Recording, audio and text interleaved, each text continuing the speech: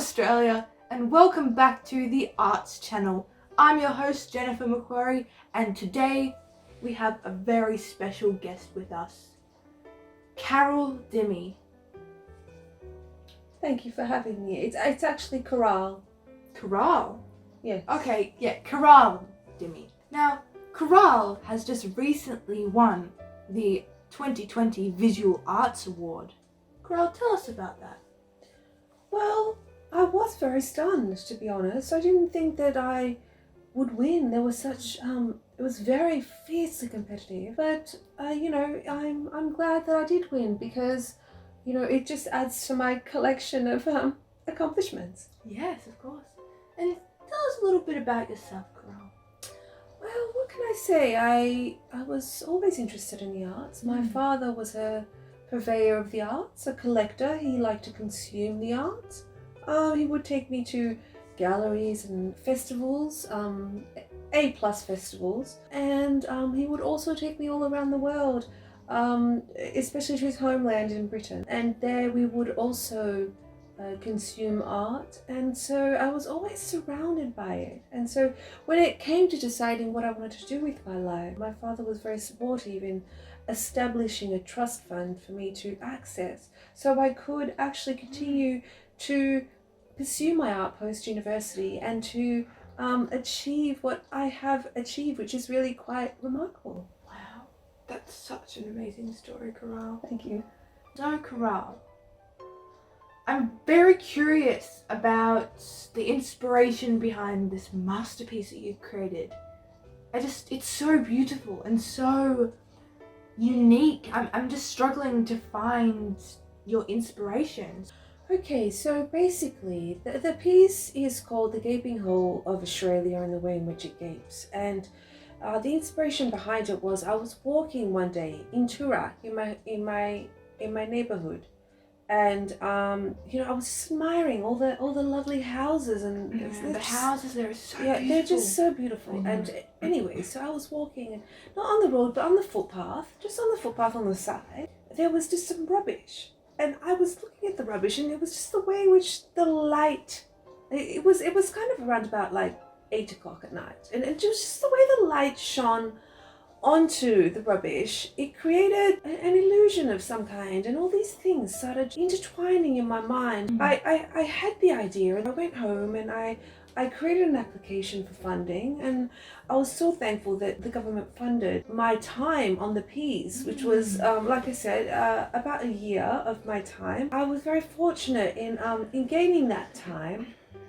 and through that time I the memories of the rubbish on the side of the road and other things intertwined with the actual initial inspiration, and then that's when I came up with the idea. I worked meticulously hard. It just took up a lot of my time, and I'm very proud of myself, to be honest. Yes, you should be. It's an amazing piece. Thank you.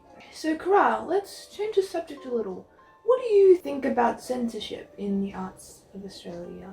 I do think that censorship does happen, and I do think that it's a good thing. I mean, I think if we want to have a level art sector, we want it to be including art that is palatable and art that can be exported internationally and create a good image for Australia and what we are. I think it's important that that we do have censorship. That would involve basically what is happening now, and I really do applaud all the organisations that do censor in that way. We have to ask ourselves, I mean, what kind of art do we want to be portraying out there? What kind of art do we want to be putting out there? I mean, do we want an industry that is a bunch of barbarians, or do we actually want like a palatable industry that evolves, that becomes something? Creating art is a human process, and so if we want to create art that is safe and is something that is dependable and fundable, then we need this security, and I think that it's important just to keep everyone in check. I mean, what do we want? Do we want people running around with their heads chopped off?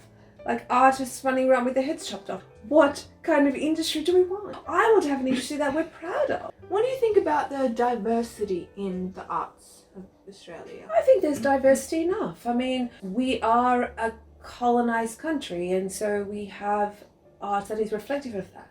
Yes, you know, we have like our different ethnicities and so forth, but at the end of the day, we want something that is palatable. And this kind of ties in with the censorship thing that we talked about. So what we want to have, the token tick boxes, we want to include a little bit of this and a little bit of that. But at the end of the day, we want a harmonious industry, a homogenous industry, something that we could package up and distribute and deliver to an international audience. Yes, but what about other countries and them being part of the Australian art? Well, I think that they're part of it enough. Like when I go out, for example, and I go to Lonsdale Street and I have my souvlaki, or I go to my Lygon Street and I have my pizza.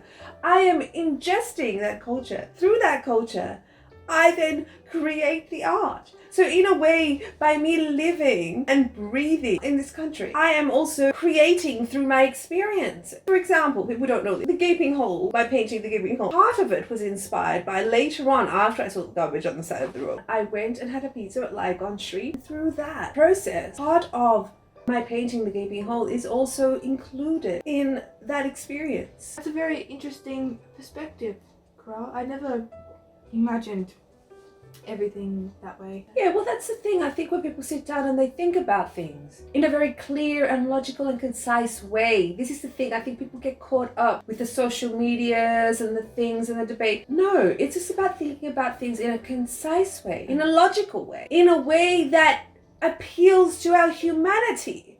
This is the thing that people forget. Appealing to humanity and thinking about things in that logical way actually brings us together. And I think it's important that in order to maintain artistic integrity, that's the way that we need to be viewing things. Now, I do appreciate you coming today and interviewing me, and I want to thank you for that. I had a really pleasant time, a little bit surprising, but pleasant. Thank you for coming in, Carl. I hope that you do many great things in the future. Thank you. Thank you for having me. And thank you for watching, Australia. We'll be back soon with another episode of the Arts Channel.